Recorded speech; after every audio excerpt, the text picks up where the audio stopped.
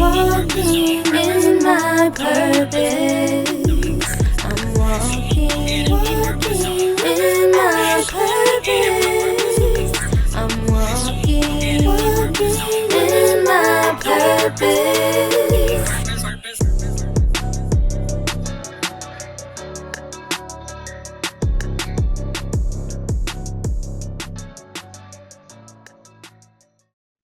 So today with us on Stewart Talk, we're honored, we're privileged to have a wonderful guest. Here on Stewart Talk, we walk in our purpose on purpose, and today's guest is definitely doing that. She is a spirit-filled woman of God, very creative, very energetic. She has the personality and the love of God inside her to be able to warm up a room when she walks in. Her personality, she's very helpful. She's a servant. She serves at church.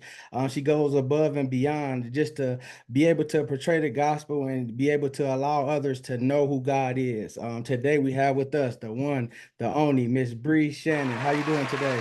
Oh, wonderful. That was an amazing introduction. Listen, I couldn't have wrote that better myself. Huh? Huh? Thank you so much. I'm so excited to be here.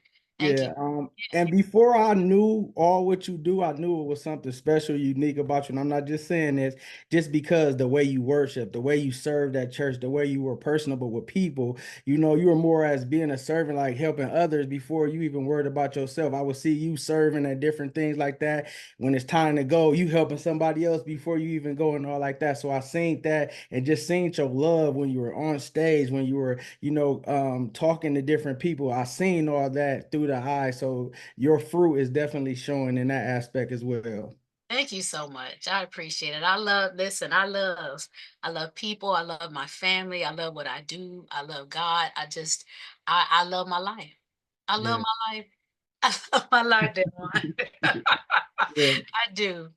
Yeah. So you had this, I believe I have everything inside me that I need to live a bountiful life. What does this Uh-huh. quote mean to you and how has it shaped you in your journey? So this quote comes from a song from the Color Purple, the musical Color Purple, and the song is called "I'm Here." And it is a song that I actually use for auditions, right? And it's this that one line. It's towards the end, and it's like the climax of the end of it. And whenever I sing it, I can feel it. It's like my life for me. I believe I have inside of me everything I need to live a bountiful life, and it pretty much speaks to everything that I've dreamed, everything that I put my hand to or stepped out on faith to achieve, even with hesitancy and even, thinking a little bit of, not being able to do it, I realize because I've succeeded at it, everything I need is on the inside of me. And I'm proof. Being here right now today, doing what I'm doing is proof of that. My grandmother used to tell me a long time ago. She was like, "You can do this. You can." I didn't pursue acting and singing and dancing at first because I didn't think I could make a living doing it, right?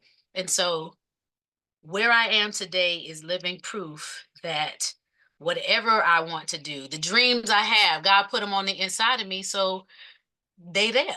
That means I have everything that I need. So it just speaks to anything I try to put my hand to and any dream or desire that I want to do.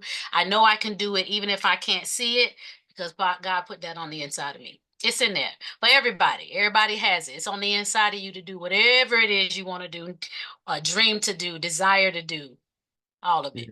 Like I said before, you're known for your personality, your smile, your love. How do you maintain such positivity and an uplifting demeanor, even in challenging times? Well, thank you for the wonderful compliment again. Um, it's because I know the Lord. Yeah. It's because I know the Lord, and I have a relationship with Him. I know Him for myself. I can look back over my life and see where He's kept me from myself. Even when I try to do stupid stuff and make stupid decisions, it was like He was right there keeping me from it. I can think of, you know, I try to imagine like where I'd be if He didn't save me from this or not let certain things happen. You know what I mean? And so I'm so grateful. 20 years later, I gave my life to the Lord, Dan Juan, in 95, 94, 94 and 95, like a true relationship with him. And even in that, the things that I've done, mistakes that I've made, decisions that it was almost like he kept me. He kept me from those things. The family that I have. It's by grace I have the mother and father I have. I have the sisters that I have, the relationships that I have with them. They're like my best friends. All the things that compose my life right now. I have the joy of the Lord. I have peace. And it's because I can look back over my life and see where he's brought me from. So I'm just grateful. I'm grateful. I have the joy of the Lord. What you see, Dan Juan, is the joy of the Lord, because I know that it's only by grace I'm here. I have what I have, and that I can do what I do. Yeah. Yeah. Yeah, And like it says in the word, the joy of the Lord is our strength. So that's yeah. definitely your strength to get you by. How Listen, how has your faith influenced your career choices in the way that you approach your work in music, acting, and coaching? well, I realized when I decided to take a turn and change my career, um, I realized that I was called outside of the walls, right? Um, and God gives me, he just gives me an opportunity to occupy. Everybody that I encounter doesn't always like that light. You know what I mean? Sometimes it rubs people the wrong way. But no matter what space I'm in, I stay consistent. I show up. Um, the way I am. I don't change that. If anything, I kill them with kindness and I give them even more light. And a lot of times, um, those who might shy away end up coming close or drawing close because I don't judge them. I don't clap back. I recognize what it is. We wrestle Yeah. not against flesh and blood, right? Yeah. And so I understand what that industry is. I understand the entertainment industry, and not everybody's bad. Don't it's not that, but I just remain consistent. I show up the same. Anything that convicts me, I don't do. Yeah. Anything that I'm not comfortable with, I don't. I don't do.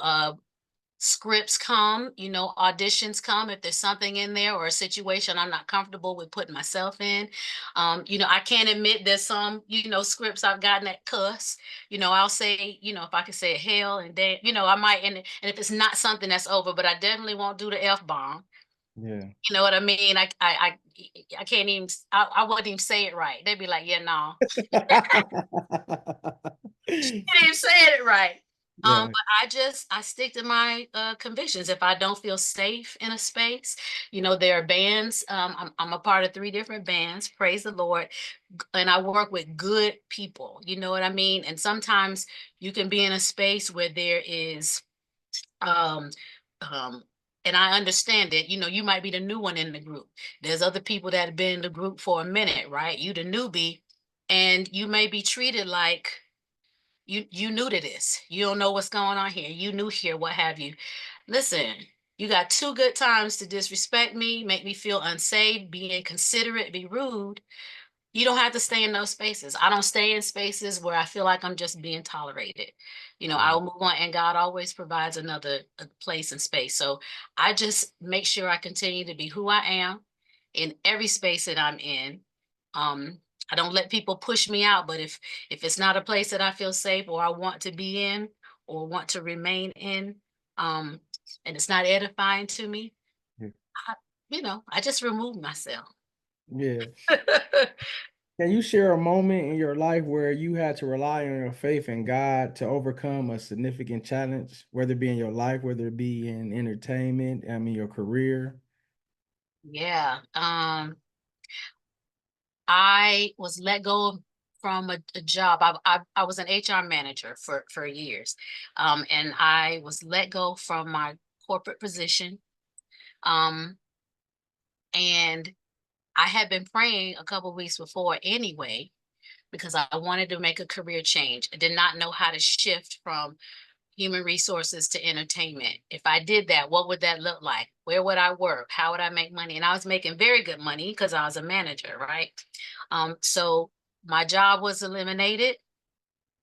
While I was happy, I was scared at the same time, but I knew it was opportunity for me. So I'm like, Lord, what do I do? What does that look like?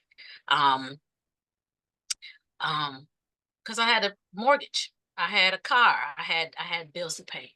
And God spoke to me then one, he said, go back to where you came from.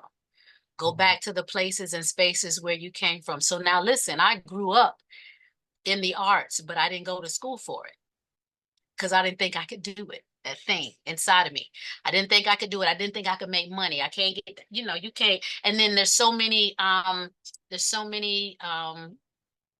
falsehoods around being an entertainer and being a musician, and that's not being a lucrative what have you. And this was back in the day. Now I put these things in my mind. My mom never discouraged me, my dad never discouraged me. And when I say I had a praying grandmama, my grandmother was telling me in high school, you come to Disney World, those people will hire you, you can go dance and sing on their stage. And I did not believe that for myself, but he told me to go back to where I came from. I went back to the dance studio. I grew up dancing at, became a dance teacher. I went Wow. back to the children's performing arts school I grew up in, became the office manager, ended up, working at the camps, taking the kids on trips. I just surrounded myself with what it was I wanted to do. And God just opened up doors for me to, start performing again. So yeah, that's how the door opened for me to go and work on cruise ships. I worked on cruise ships for like 12 years. I never thought about that, but I worked at Six Flags over Georgia because that had been a dream. Yeah. 34, I was 34 years old, then one. Went back and worked at Six Flags on the main stage, met a young lady there, and she, at the end of the summer, she was like, I'm going to work on a cruise ship. She said, they'll hire you. And they Wow. did. It And they, just it just shows me that God always make a room. He's making room for you. He's making a way because he's a way maker. Mhm. But he know he can trust you. You are faithful with a little bit. And he know that if he give you all these opportunities, you won't leave him nor forsake him, and you will Listen, continue to give him the glory. So he, spreaded it and he opened it up more and more and more. And that's why you in the position that you in. And it's even much more to come that he's not done yet, as you he's know. not done. Then one, he's not done. When I tell you he's not done, because he's still dropping stuff. You know what I mean? He's still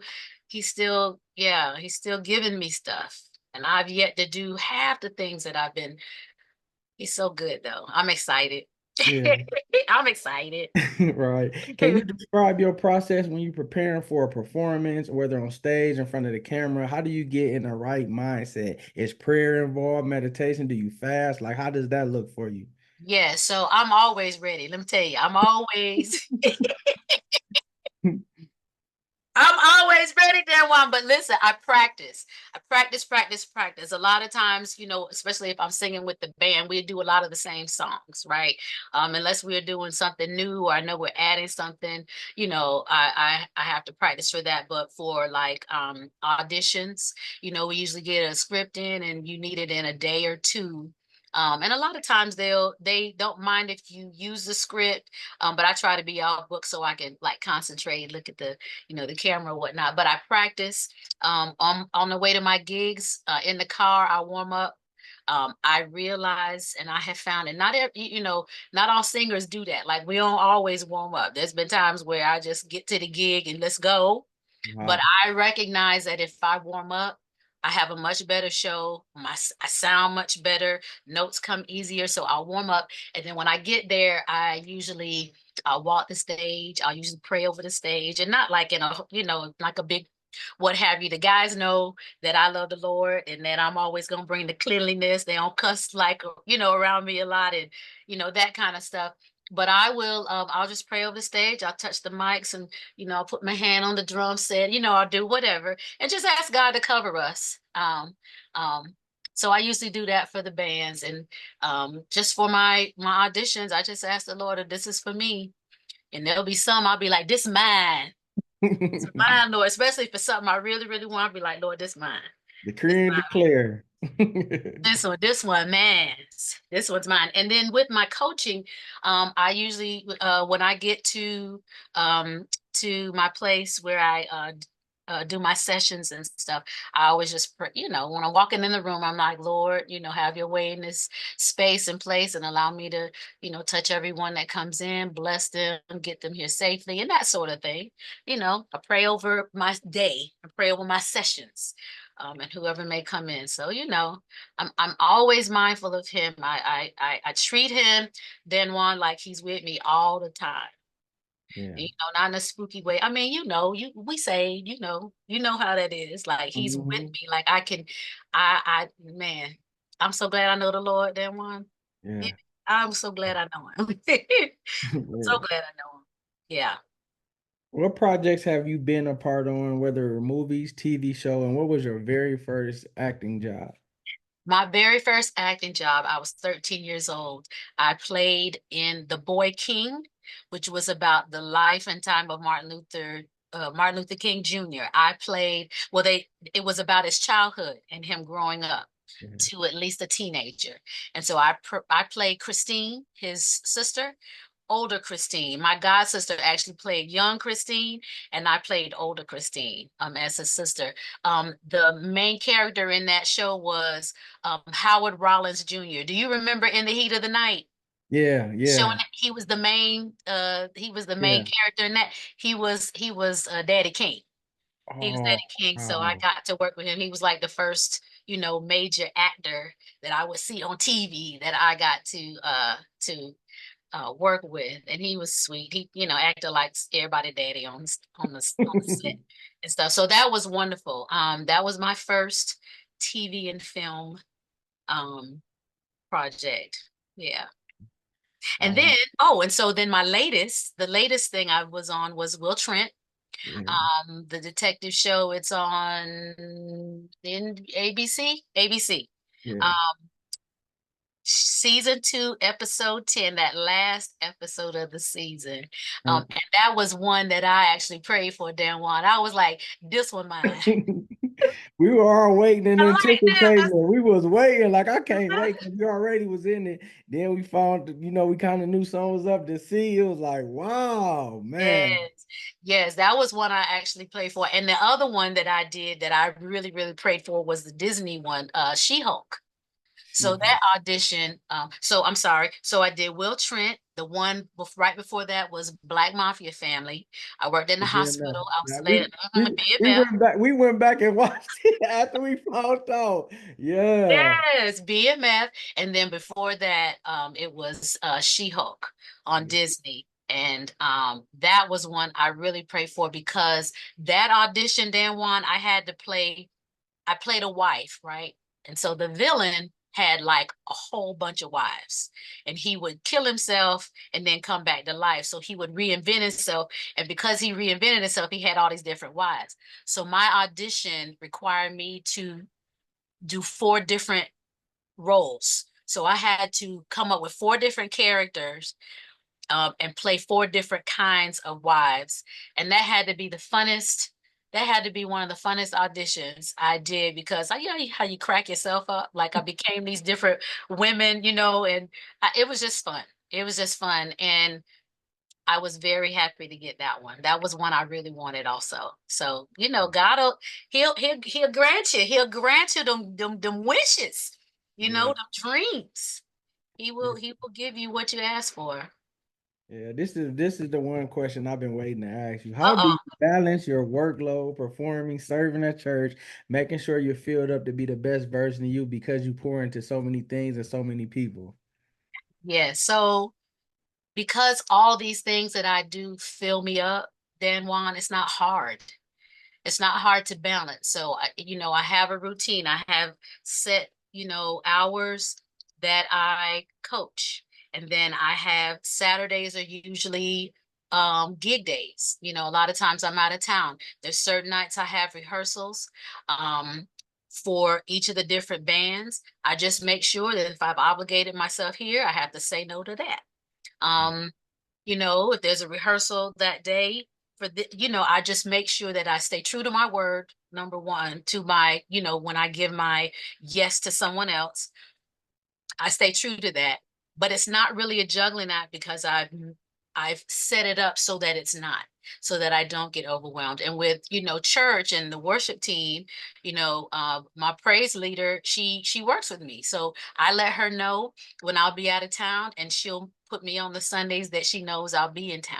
So that's a help. Having that support and the fact that she'll do that for me still allows me to serve in the capacity I want to serve also. So everything is just scheduled. It's scheduled. If I need to shift, I shift. I have to be flexible, and I don't get caught up in what needs to change. I don't get caught up if I can't do something. I don't get caught up, and I just, stick to my obligations, stick to my script and make changes where I need to. Yeah, that's So good. it all fills me up. So it's not like I feel depleted. Now there's times I get tired, especially if I'm working like every weekend in a month, Yeah. and I might have something on Friday and Saturday, Friday and Saturday, Friday and Saturday. And that just means I need to sit down somewhere and rest. But I always feel full.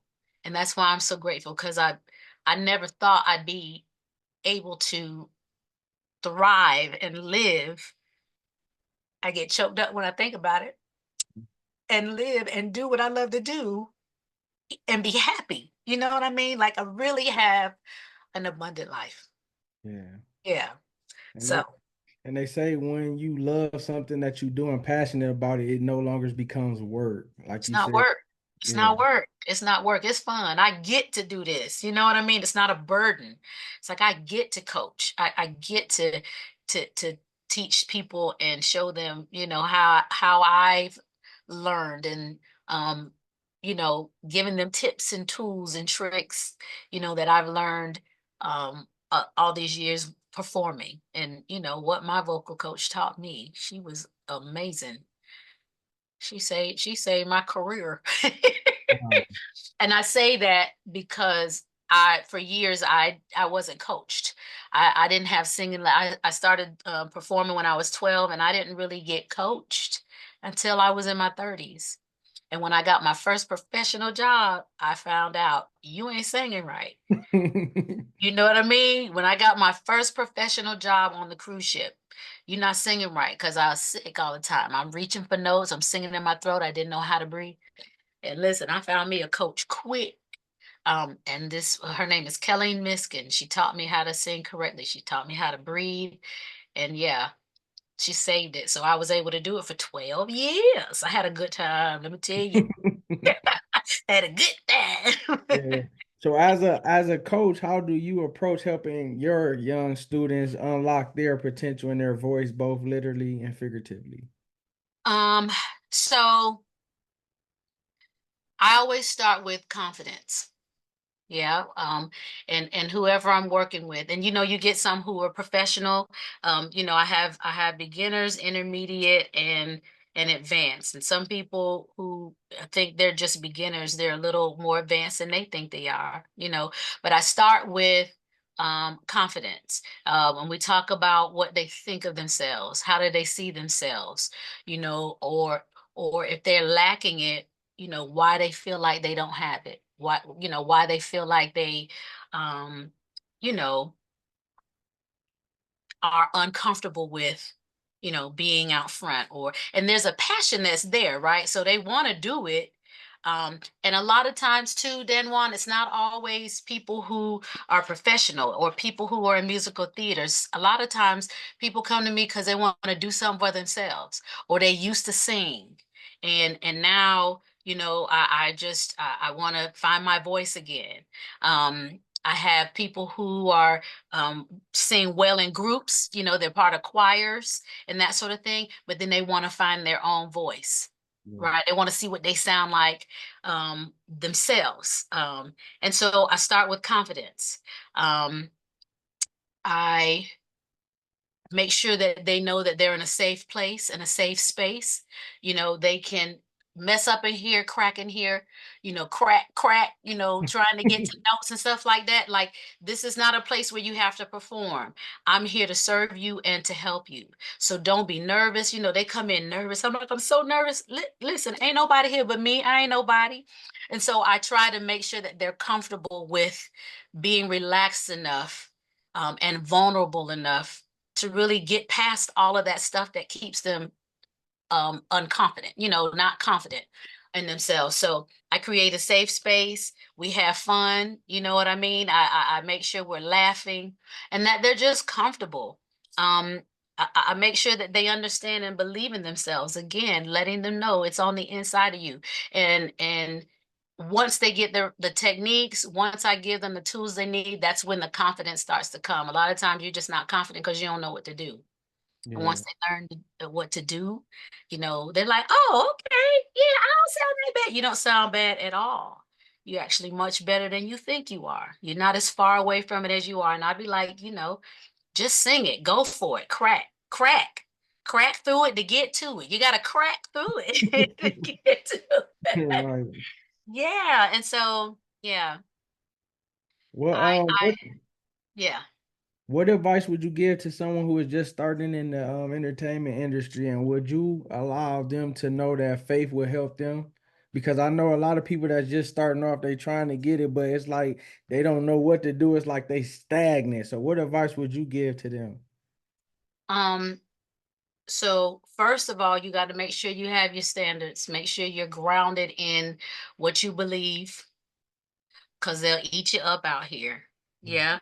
Be grounded in your standards. Know what you like and what you don't like. Already decide what you'll do and what you won't do. And you have to believe, number one, that you are called to it. Make sure you got that you're called to it. Make sure you find a mentor, an inspiration, somebody you can follow. Out here with social media, there's nothing you can't find on YouTube or TikTok.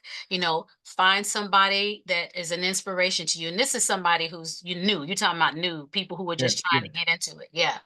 Um, find somebody who's already doing it. You know what I mean? And ask them every question that you can. Find somebody who will that's what I do. I love it.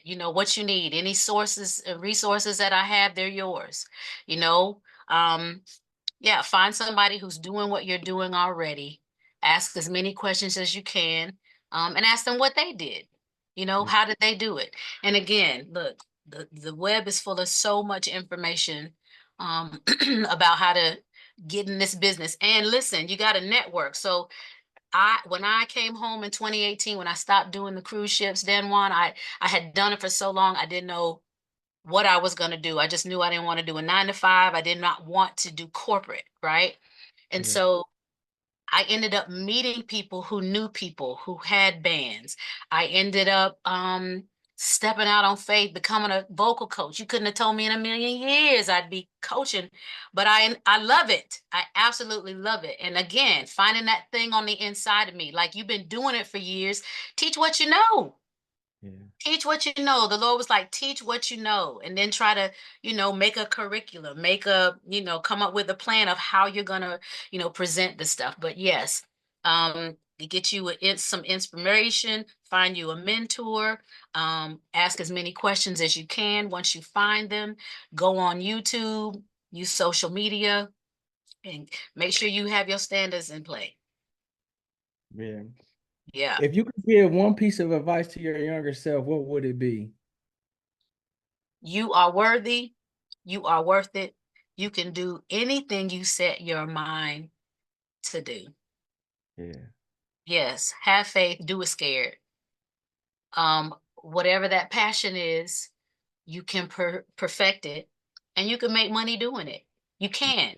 You can do it. It's in you.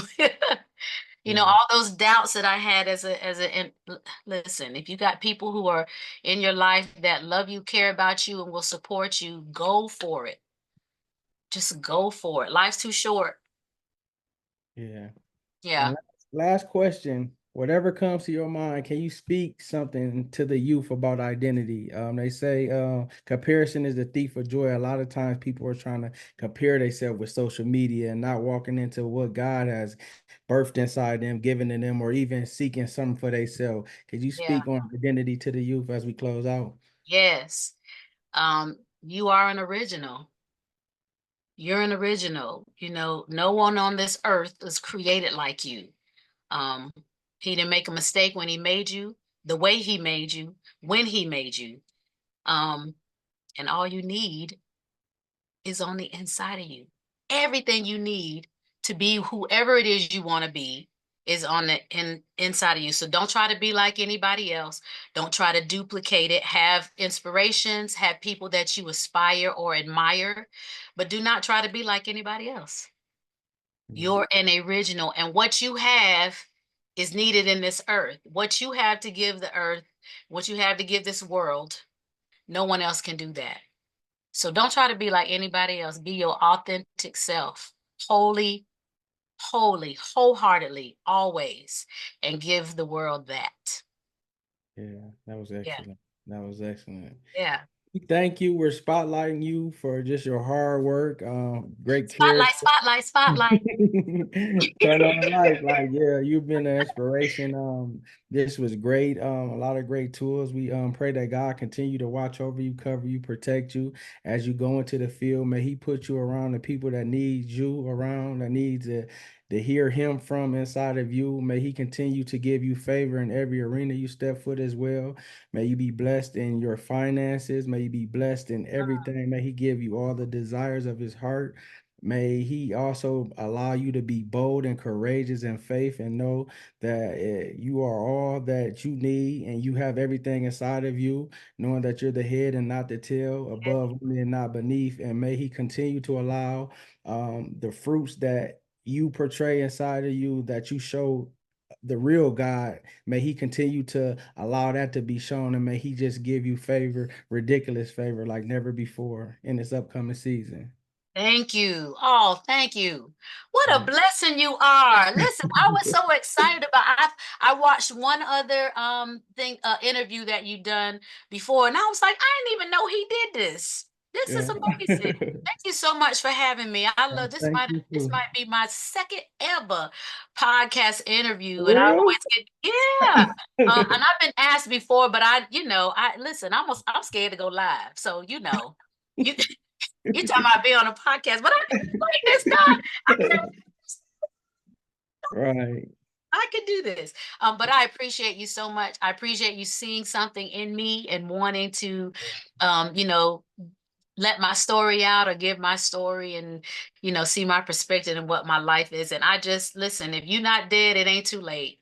That's Yeah. all I can say. I started my entertainment career later in life in my 30s, but grew up doing it and it had always been a desire. And God will meet you where you are. He will meet you and he'll give you what you need.